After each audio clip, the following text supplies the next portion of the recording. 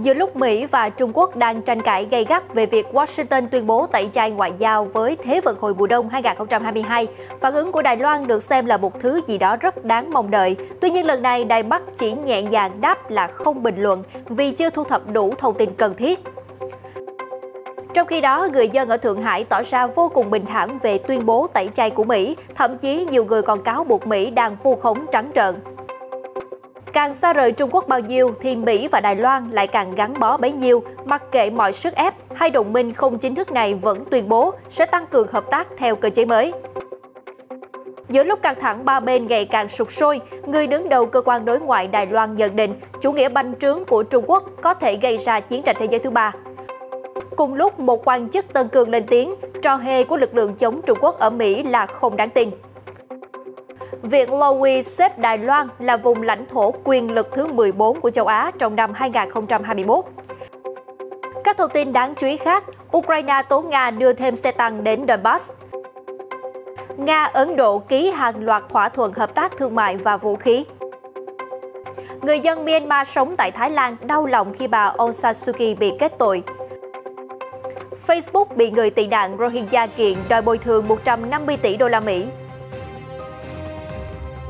Tỷ phú Nhật Bản Yusaku Maezawa phấn khích vì sắp được đưa lên trạm vũ trụ quốc tế. Quý vị đang theo dõi FBNC Thế giới hôm nay. Quý vị đang theo dõi chương trình Thế giới hôm nay trên kênh FBNC và tôi là Hồng Loan. Mở đầu bản tin ngày hôm nay sẽ là các thông tin liên quan đến tranh cãi của Mỹ và Trung Quốc về việc Washington tẩy chay ngoại giao đối với sự kiện Thế vận hội mùa đông 2022 do Bắc Kinh tổ chức.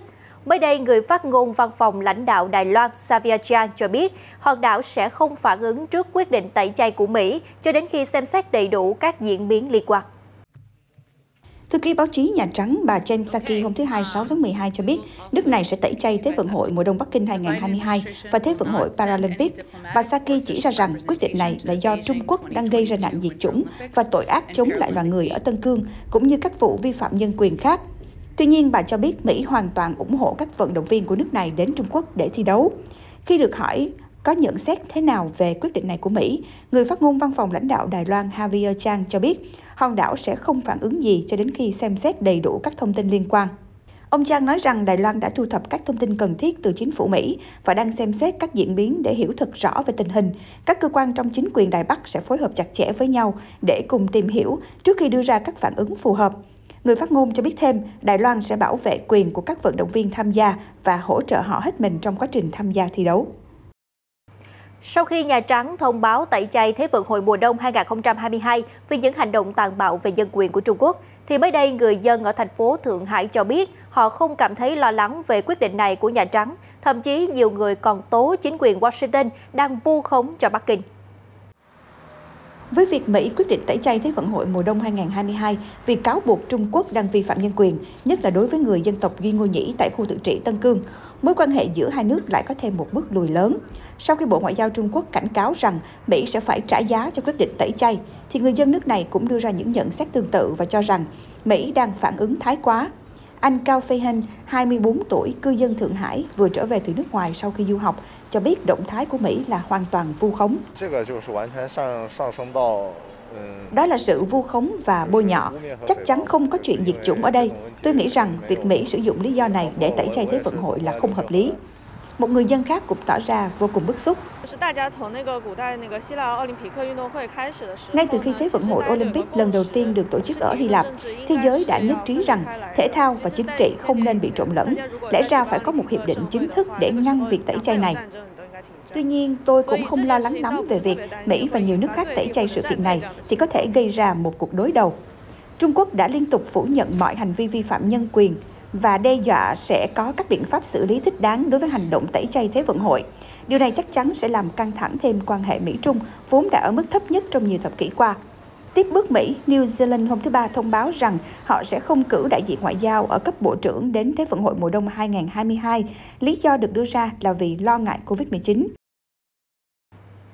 Thưa quý vị, theo CNA, vào ngày 6 tháng 12 vừa qua, Văn phòng của Bộ trưởng Thương mại Mỹ Gina Raimondo cho biết bà Raimondo đã có cuộc điện đàm với bà Wang Meihua, người đứng đầu cơ quan kinh tế Đài Loan. Trong cuộc điện đàm, hai bên đã thảo luận về chuỗi cung ứng chất bán dẫn và các cách thức mà hai bên sẽ hợp tác về thương mại và đầu tư công nghệ thông qua một cơ chế mới được thành lập.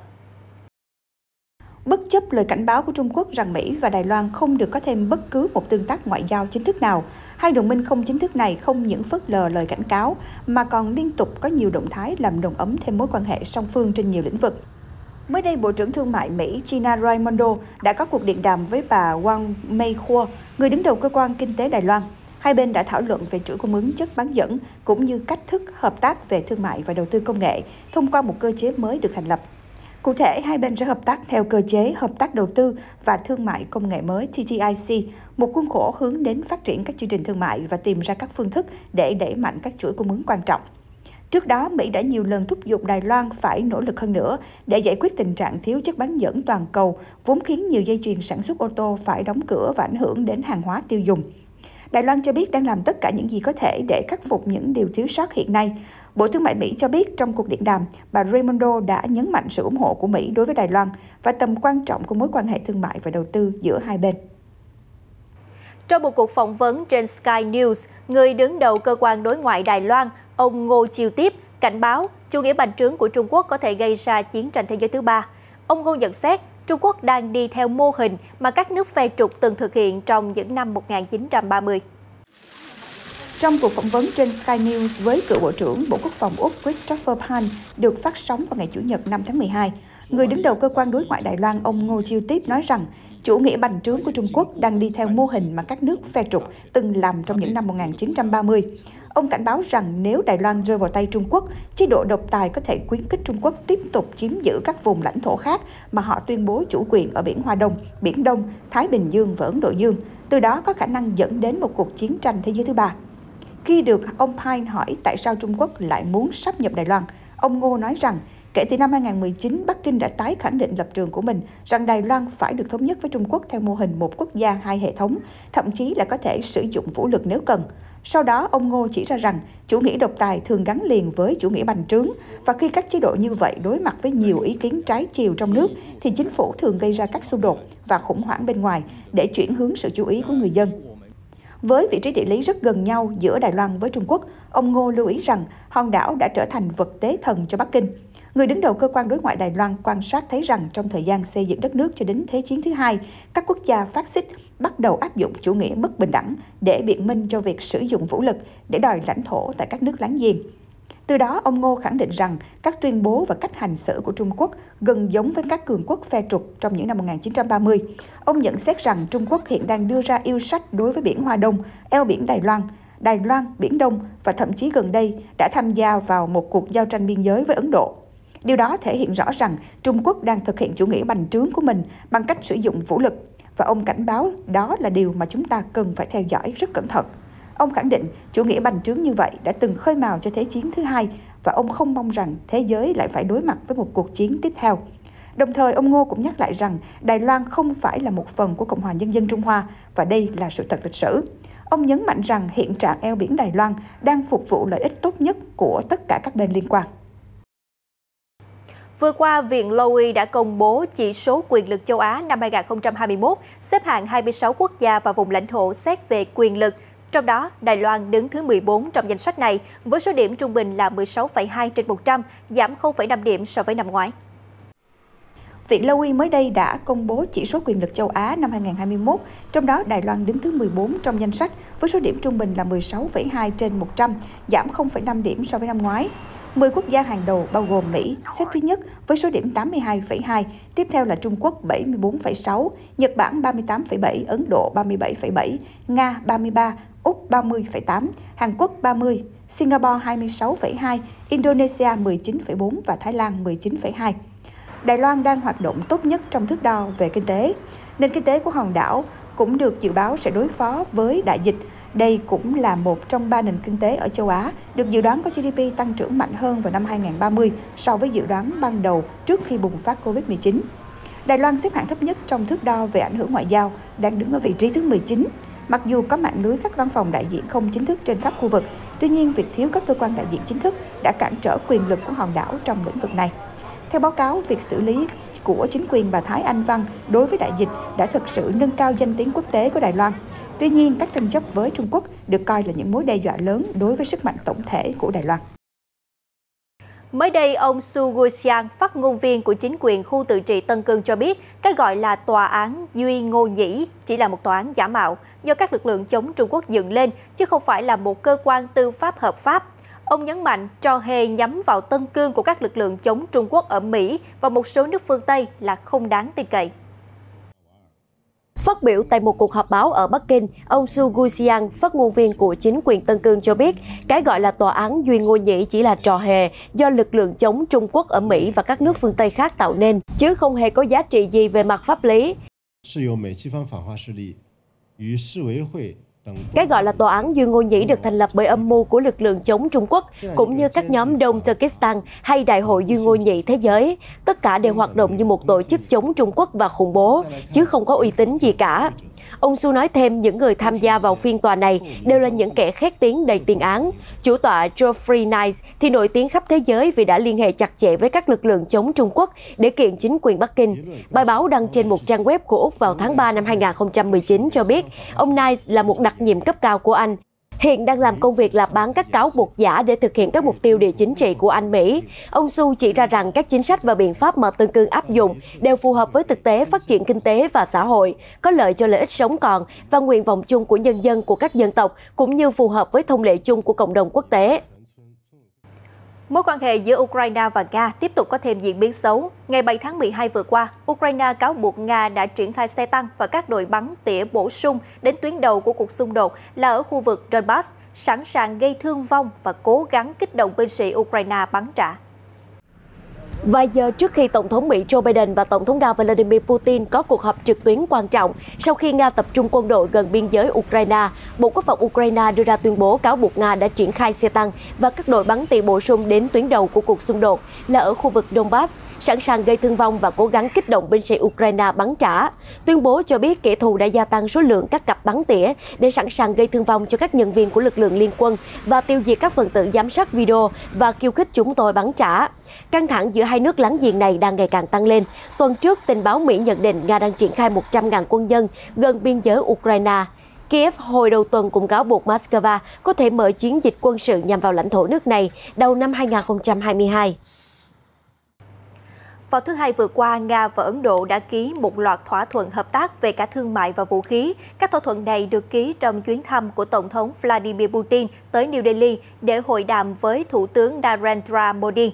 Trong số đó có một thỏa thuận cho phép Ấn Độ sản xuất hơn 600.000 khẩu súng trường tấn công Kalashnikov. Trong buổi hội đàm giữa Tổng thống Nga Vladimir Putin và Thủ tướng Ấn Độ Narendra Modi, hai nước đã ký một loạt thỏa thuận thương mại và vũ khí. Trong đó có một thỏa thuận cho thấy Ấn Độ sẽ sản xuất hơn 600.000 khẩu súng trường tấn công Kalashnikov. Ngoài ra, hai bên còn củng cố quan hệ song phương bằng một hiệp ước hợp tác kỹ thuật và quân sự cho đến năm 2031 và cam kết thúc đẩy thương mại hàng năm lên 30 tỷ đô la Mỹ vào năm 2025. Chuyến thăm này diễn ra trong bối cảnh quan hệ giữa Moscow và Washington đang dần xấu đi. Vì là đồng minh của Mỹ, Ấn Độ đã bày tỏ sự dè dặt về việc gia tăng hợp tác quân sự với Nga. Sau đó, một tuyên bố chung đã được đưa ra, trong đó tiết lộ rằng Nga và Ấn Độ đã nhắc lại ý định tăng cường hợp tác quốc phòng, bao gồm cả việc cùng phát triển sản xuất thiết bị quân sự. Theo ghi nhận của Reuters, tại một khu chợ ở thủ đô Bangkok, Thái Lan, vào ngày 7 tháng 12 vừa qua, những người dân Myanmar sống tại đây đã chia sẻ một số cảm nghĩ của họ về bản án mà chính quyền quân sự Myanmar đưa ra cho cựu lãnh đạo Aung San Suu Kyi. Đó là 4 năm giảm xuống còn 2 năm tù. Theo đó, một số người dân bày tỏ rằng họ cảm thấy ghê tởm chính quyền quân sự này. Bên cạnh đó, họ cũng cảm thấy rất đau lòng vì bà Suu Kyi phải ngồi tù. Vào ngày 6 tháng 12, nhà lãnh đạo bị phế truất Aung San Suu Kyi của Myanmar đã bị kết án tù vì tội kích động và vi phạm các quy định phòng chống dịch COVID-19. Việc này bị quốc tế lên án rất nhiều. Nhiều nhà phê bình mô tả đây là một phiên tòa giả tạo. Chúng tôi cảm thấy điều đó là không công bằng, thật phẫn nộ với việc bắt giữ mẹ Su. Vì cuộc đảo chính được dàn dựng bởi quân đội. Họ nói rằng có gian lận trong cuộc bầu cử và lá phiếu của chúng tôi đã không được xem xét. Một người dân khác thậm chí còn gay gắt hơn. Chúng tôi không sợ quân đội nhưng chúng tôi cảm thấy ghê tởm và căm thù họ hơn. Tôi thật sự sợ mức độ tàn nhẫn của họ. Bà Suu Kyi dự kiến sẽ bị giam giữ 2 năm tại một địa điểm không được tiết lộ. Bản án này được giảm từ 4 năm sau khi được chỉ huy quân đội Myanmar ân xá một phần. Vào ngày 7 tháng 12 vừa qua, Tổng thống Pháp Emmanuel Macron cho biết ông sẽ tham dự hội nghị thượng đỉnh 4 nước Trung Âu Visegrad, bao gồm Hungary, Ba Lan, Cộng hòa Séc và Slovakia. Chuyến thăm dự kiến diễn ra vào thứ Hai tuần sau. Tổng thống Pháp Emmanuel Macron mới đây thông báo ông sẽ tham dự hội nghị thượng đỉnh 4 nước Visegrad bao gồm Hungary, Ba Lan, Cộng hòa Séc và Slovakia vào thứ Hai tuần sau. Trong chuyến đi, ông Macron sẽ gặp nhà lãnh đạo Hungary Viktor Orbán cũng như các nhà lãnh đạo đối lập khác của Hungary. Hungary đã mời ông Macron tham dự hội nghị thượng đỉnh này. Hội nghị diễn ra trong bối cảnh Pháp chuẩn bị nhậm chức Chủ tịch Hội đồng Liên minh châu Âu vào ngày 1 tháng 1 năm sau. Việc này sẽ tạo cơ hội cho Tổng thống Pháp thảo luận về các ưu tiên chính của châu Âu như khí hậu và chuyển đổi kỹ thuật số, tăng cường phòng thủ quân sự cũng như các chính sách về tị nạn và người di cư. Chuyển sang một thông tin tại Bắc Phi, Tổng thư ký Liên Hợp Quốc Antonio Guterres mới đây đã đề xuất nhà ngoại giao Mỹ Stephanie Williams làm cố vấn đặc biệt về Libya, thay thế ông Jan Kubis, người đã bất ngờ đệ đơn xin từ chức chỉ một tháng trước khi nước này diễn ra cuộc bầu cử tổng thống quan trọng. Tổng thư ký Liên Hiệp Quốc Antonio Guterres đã đề xuất nhà ngoại giao Mỹ Stephanie Williams làm cố vấn đặc biệt về Libya thay vì là đặc phái viên. Trong một tuyên bố, người phát ngôn Liên Hiệp Quốc Stephanie Dujarric nêu rõ việc bổ nhiệm bà Williams làm cố vấn đặc biệt giúp đảm bảo vai trò dẫn dắt của cơ quan này trong tháng 12. Theo đó, bà Williams sẽ chuyển đến sống ở thủ đô Tripoli và bắt đầu công việc trong vài ngày tới. Bà Stephanie Williams đã từng được bổ nhiệm làm người đứng đầu phái bộ hỗ trợ của Liên Hiệp Quốc tại Libya, UNSMIL vào năm 2020. Việc bổ nhiệm này diễn ra sau khi đặc phái viên Liên Hiệp Quốc về Libya, Jan Kubis, đã đệ đơn từ chức chỉ trong vòng chưa đầy một năm sau khi được bổ nhiệm và chỉ một tháng trước khi cuộc tổng tuyển cử quan trọng ở Libya diễn ra. Và đến nay, nguyên nhân từ chức của ông Kubis vẫn chưa được làm rõ. Mới đây, tập đoàn Meta tên cũ là Facebook đã bị người tị nạn Rohingya ở Myanmar kiện và đòi bồi thường 150 tỷ đô la Mỹ vì cho rằng công ty này không có hành động xử lý những phát biểu thù hận chống người Rohingya. Đây là một trong những nguyên nhân gây ra bạo lực dai dẳng. Vào ngày 6 tháng 12, hai hãng luật Ederson PC và Felsby LLC đã gửi đơn kiện đến Tòa án California cho rằng thất bại của Facebook trong việc kiểm soát những nội dung và thiết kế trên nền tảng của họ đã góp phần gây ra tình trạng bạo lực mà cộng đồng người Rohingya đang phải đối mặt. Facebook đã từng nói rằng họ đã quá chậm trong việc ngăn chặn các thông tin sai lệch và thù hận ở Myanmar và sau đó đã có những bước đi nhằm hạn chế tình trạng lạm dụng nền tảng này, bao gồm việc cấm quân đội Myanmar sử dụng Facebook và Instagram kể từ sau cuộc đảo chính ngày 1 tháng 2. Tuy nhiên, công ty này cho rằng họ được bảo vệ khỏi trách nhiệm trước những nội dung mà người sử dụng đưa lên theo một luật của Mỹ về Internet. Điều khoản 230 quy định rằng các nền tảng trực tuyến không phải chịu trách nhiệm cho những nội dung mà bên thứ ba đưa lên. Đơn kiện nói rằng bên nguyên đơn sẽ tìm cách áp dụng luật của Myanmar nếu điều khoản 230 được nêu ra để bảo vệ Facebook. Hơn 730.000 người Hồi giáo Rohingya đã phải chạy trốn khỏi bang Rakhine của Myanmar vào tháng 8 năm 2017 sau chiến dịch trấn áp của quân đội nước này. Chuyển sang thông tin về không gian. Thưa quý vị, hôm nay là ngày mà tên lửa Soyuz MS-20 đưa tỷ phú Nhật Bản Yusaku Maezawa lên trạm vũ trụ quốc tế. Một ngày trước đó, Reuters đã thực hiện một phóng sự ngắn với ông, chia sẻ về cảm xúc của mình về hành trình không gian kéo dài 12 ngày. Ông Maezawa đã không giấu nổi xúc động, chia sẻ rằng chuyến đi này là một phần tuổi thơ của ông. Vì từ khi còn là một cậu bé, ông đã mơ ước được khám phá không gian rộng lớn. Tỷ phú Nhật Bản Yusaku Maezawa cho biết ông gần như không thể kiềm chế được sự phấn khích của mình trước khi phóng lên trạm vũ trụ quốc tế ISS. Chuyến đi này là để mở đầu cho một chuyến đi đầy tham vọng hơn quanh mặt trăng với SpaceX của tỷ phú Elon Musk được lên kế hoạch vào năm 2023. Ông trùm thời trang và nhà sưu tập nghệ thuật 46 tuổi đã được đào tạo tại một trung tâm vũ trụ bên ngoài Moscow trong những tháng gần đây trước khi trở thành khách du lịch vũ trụ đầu tiên lên ISS trong hơn một thập kỷ qua. Ông Maezawa du hành trên tàu vũ trụ Soyuz được phóng từ bệ phóng Baikonur ở Kazakhstan vào thứ Tư, cùng với trợ lý là Yoko Hirano, người sẽ ghi lại hành trình này, cùng với đó là nhà du hành vũ trụ người Nga Alexander Mishukin. Phát biểu từ bệ phóng Baikonur trước chuyến du hành vũ trụ kéo dài 12 ngày của mình, ông Maezawa cho biết bay vào vũ trụ là giấc mơ thời thơ ấu của ông. Tôi thực sự rất phấn khích. Tôi cảm thấy mình giống như một đứa học sinh tiểu học sắp được đi chơi. Tôi chưa bao giờ nghĩ rằng mình có thể bay lên được vũ trụ. Tôi từng thích bầu trời đầy sao và các thiên thể. Tôi cảm thấy may mắn khi có cơ hội này và cuối cùng đã thực hiện được ước mơ của mình. Ông Maezawa đã trở thành khách tư nhân đầu tiên trong chuyến du hành lên mặt trăng của SpaceX khi các công ty thương mại bao gồm Blue Origin của tỷ phú Jeff Bezos đang tích cực tạo ra một quyển nghiên du hành vũ trụ mới cho những khách hàng giàu có. Mới đây, giám đốc điều hành Tesla, ông Elon Musk cho biết Quốc hội Mỹ không nên thông qua dự luật của chính quyền Biden về tăng trợ cấp cho xe điện EV, vì ông cho rằng đề xuất này sẽ làm trầm trọng thêm thâm hụt ngân sách của đất nước. Thời gian gần đây, vị tỷ phú này liên tục chỉ trích về chính quyền và đảng Dân Chủ vì đề xuất cung cấp cho các công ty sản xuất xe điện có công đoàn tại Mỹ một khoản ưu đãi thuế bổ sung 4.500 đô la. Tesla và các nhà sản xuất ô tô nước ngoài không có công đoàn tại các nhà máy của họ ở Hoa Kỳ. Tại hội nghị thượng đỉnh Hội đồng CEO của Wall Street Journal, ông Musk thẳng thắn: "Thành thật mà nói sẽ tốt hơn nếu dự luật không được thông qua." Ông nói thêm, theo nghĩa đen, ý tôi muốn nói rằng hãy loại bỏ tất cả các khoản trợ cấp.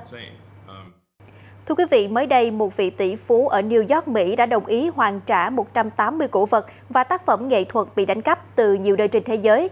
Tổng giá trị của số cổ vật này lên đến 70 triệu đô la Mỹ. Trong thông báo hôm ngày 6 tháng 12, Sở Tư pháp New York, Mỹ nói rằng ông Michael Steinhardt, 80 tuổi, một nhà tỷ phú sưu tập nghệ thuật nổi tiếng, sẽ không bị truy tố, song bị cấm tham gia thị trường mua bán đồ cổ vô thời hạn. Quyết định trên được đưa ra sau khi ông Steinhardt đồng ý hoàn trả 180 cổ vật và tác phẩm nghệ thuật bị đánh cắp. Một số vật phẩm đáng chú ý bao gồm chiếc bình Hy Lạp hình đầu hươu có niên đại 400 năm trước công nguyên, hay bình đựng rượu Hy Lạp có niên đại từ 1.200 đến 1.400 năm trước công nguyên. Văn phòng Tổng lý trưởng Manhattan nói rằng nhà tài chính người New York có tổng giá trị tài sản 1,2 tỷ đô la Mỹ, có lòng đam mê mãnh liệt với các cổ vật, bất chấp ranh giới địa lý hay tính hợp pháp của món đồ. Cơ quan này còn cho biết thêm 180 hiện vật ước tính 70 triệu đô la Mỹ sẽ được hoàn trả cho chủ sở hữu hợp pháp ở 11 quốc gia. Kính thưa quý vị, cô công chúa xinh đẹp Amalia, người thừa kế ngai vàng Hà Lan, vừa có buổi mừng sinh nhật lần thứ 18 ấm cúng tại nhà vào hôm qua, trong bối cảnh đất nước đang áp đặt các biện pháp phòng chống Covid-19 nghiêm ngặt. Công chúa Amalia tròn 18 tuổi, về mặt lý thuyết, hiện đã sẵn sàng để kế vị cha mình, vua Hà Lan Willem Alexander, với tư cách là nguyên thủ quốc gia. Tuy nhiên, trong cuốn tiểu sử của mình được xuất bản vào tháng trước, công chúa Amalia nói rằng cô cam kết sống để phục vụ đất nước của mình, song bản thân vẫn chưa sẵn sàng để bắt đầu đảm nhiệm cương vị người lãnh đạo hoàng gia và sẽ yêu cầu mẹ mình, Hoàng hậu Maxima, hỗ trợ trong thời gian dài nếu vua Willem Alexander phải thoái vị sớm. Vương tộc Orin Nassau hiện vẫn nhận được sự yêu thích và ủng hộ của đa số người dân Hà Lan. Thưa quý vị, bộ phim God War có ý nghĩa là ngày mai đã giành được giải thưởng danh giá tại Liên hoan phim quốc tế Cairo lần thứ 43 ở Ai Cập. Tác phẩm điện ảnh này được đạo diễn Jafar, người Tunisia, mô phỏng về cuộc sống của người dân dưới chế độ của Tổng thống Ben Ali và cuộc nổi dậy năm 2011 để lật đổ ông. Đạo diễn Jafar cũng là người đóng vai chính Habib, một nhân vật hoạt động chính trị dưới chế độ của cựu lãnh đạo Ben Ali, đã tác động đến mối quan hệ của ông với con trai mình, dẫn đến sự đảo ngược của nhiều giá trị và vai trò của cha con truyền thống. Bộ phim cũng nói lên nhu cầu tìm lại công lý cho những nạn nhân sống dưới chế độ độc tài, để dần tiến tới sự hòa giải thực sự. Đó là một câu chuyện đầy tình người, chạm đến trái tim tôi. Một câu chuyện về xã hội Tunisia dưới chế độ độc tài, khi nó tác động tới cả vai trò của người cha, người con trong gia đình. Thật là một tình huống rất khó khăn. Điều thúc đẩy tôi viết kịch bản và làm ra bộ phim này là do tôi mong muốn được chia sẻ góc nhìn của mình đến với mọi người. Đây là lần đầu tiên anh Jafar đảm nhiệm vai trò đạo diễn. Ngoài ra, anh cũng là người viết kịch bản và chỉ đạo sản xuất bộ phim. Liên hoan phim quốc tế Cairo kéo dài từ ngày 26 tháng 11 đến ngày 5 tháng 12, bao gồm cả các buổi chiếu của hơn 100 bộ phim từ 63 quốc gia. Thưa quý vị, chỉ còn hơn 2 tuần nữa là Giáng sinh sẽ đến. Như mọi năm, các gia đình trên thế giới sẽ háo hức trang hoàng ngôi nhà của mình. Nhân dịp này, một cặp đôi ở Đức mới đây đã thiết lập nên một kỷ lục mới khi họ lấp đầy nơi ở của mình bằng 444 cây thông Noel. Đây là ngôi nhà của vợ chồng Thomas và Susanne Jeromin ở bang Lower Saxony, Tây Bắc nước Đức. Họ đã trang hoàng nơi này tổng cộng với 444 cây thông, với nhiều kích cỡ, đồ trang trí, dây kim tuyến và đèn chiếu sáng. Không cây nào giống nhau.